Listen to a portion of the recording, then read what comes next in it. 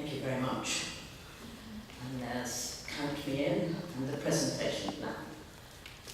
The importance of story. We've already had one story, here's another story.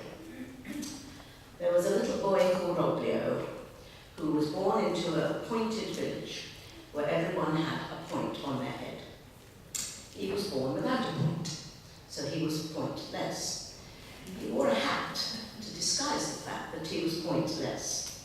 The evil count in the village decided that he would make him play the national game, which was catching triangles onto a point. As he didn't have a point, this was problematic. So he actually enlisted a dog called Arrow, who enabled him to play it and win. This annoyed the count, who sent him off into the pointless forest. In the pointless forest, he found lots of curious things. People with lots of points, a dancing group of fat women, a very curious stone that could talk to him. And he realized in the pointless forest that nothing didn't have a point. Everything had a point. So he came back to the village and preached his gospel of everybody having a point, even if they didn't have a point on their head. At that point, all the points on heads disappeared, and people assumed a variety of shapes because they realized that there is nothing that is pointless.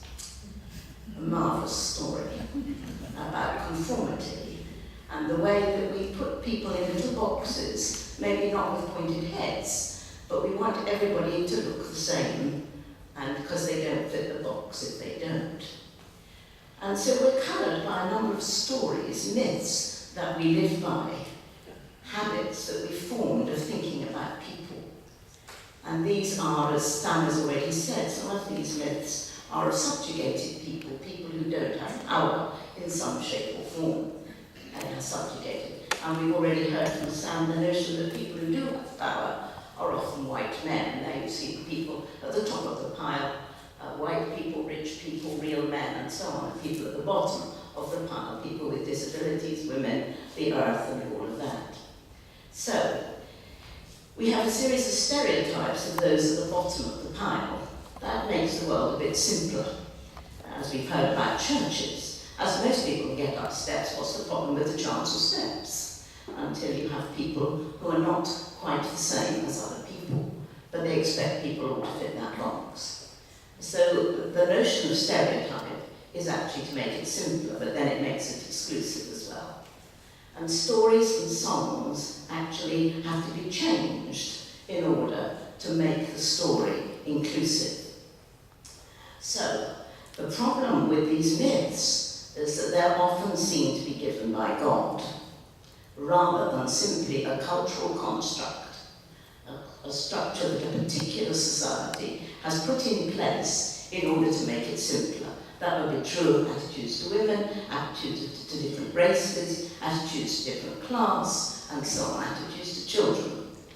All of those appear to be God-given, but they're not. They're cultural constructs. So, where do our myths that sit in our hymn books and our songs we sing regularly sit? And where do those myths come from? Well, they come in general from the Victorian period. I'm not going to do these in detail, but the disabled were considered no use because they couldn't operate in work. We still hear that now from our politicians, so you're not valuable if you can't work. And then we have that notion that they're put away, separated out, often into separate institutions, some of them kind and some of them not. So they were all separated out, and that notion started to prevail.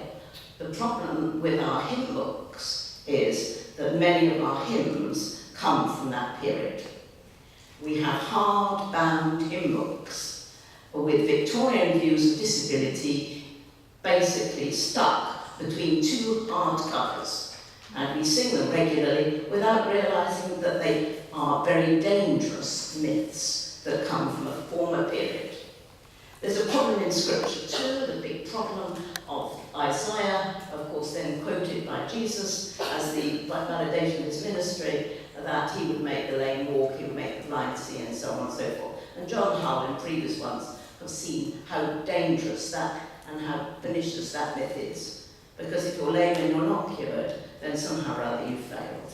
You've failed in meeting the right standards, because the standards that we've held around for being Jesus is a fairly athletic, young, white male who accidentally gets actually hurt by people, but he's basically that. And that is the image that has got to change and sits in our hymnody because of where it comes from. I'm not going to give you many of them, but there we are. The blind shall see, the deaf shall hear, and look at his dates there. Look at the dates on that slide, and all of that. There are plenty of them. Lord, I was dumb and could not speak. The deaf to hear, the blind, there they are. And this is even Charles Wesley, the one, and so on. Loosen ye tongues, ye blind, and so on. They're all there, and just look at the dates of the people who wrote them. Look at the myths discovered in society, and you will see that they are dangerous. They are out of date and pernicious. John Hull, of course, in one of our favourite hymns, suggested what I always use now, which is not was blind and now I see, but was bound and now I'm free. A wonderful adaptation and relatively simple. The others are not so redeemable. If you look on the Inclusive Church website, you will see many hymns. I'm not going to do them in detail. We've got some chance for you to look at them in more details later on. Sharing our joys, supporting our sorrows, and so on. And Fred Kahn, all that kills abundant living, let it from the earth be banned. Well, I would say that's those Victorian hymns, that's a start. We can get rid of them. Dogmas that obscure your plan. And so I love this. We are who we are, and God is here calling, not calling perfection, but calling what is. Isn't that lovely? The great fear of failure, and a God who doesn't accept failure, because we should be perfect all the time, but mistaken view of what perfect is, of course.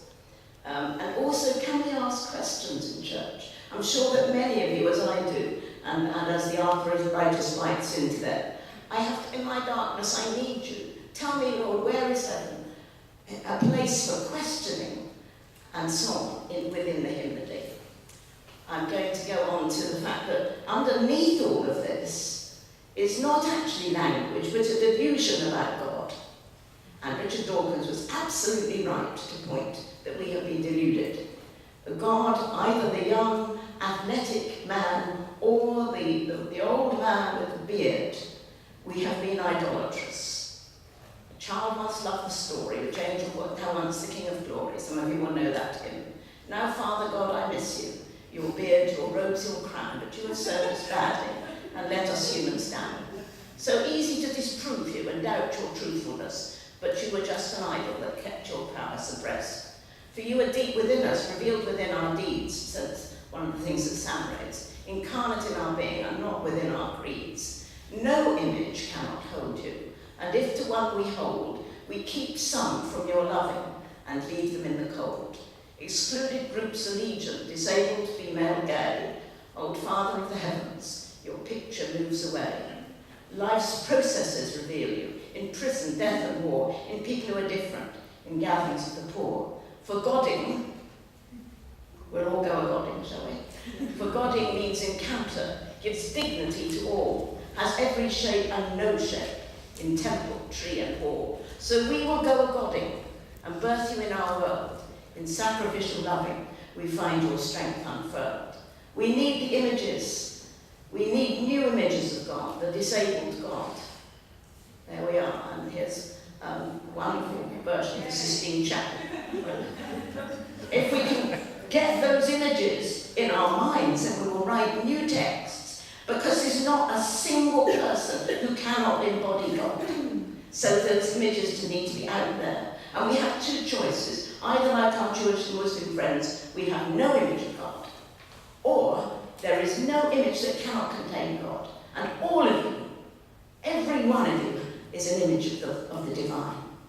And where are those stories? Where are the hymns that tell you that? So we need to expand our discourse about the divine. We need to see that we've lost connection with lots of people. And we need to see love and respect as a new world order, because that will reveal for us the ultimate mystery and the size and extent of God and the incarnation of God in our world.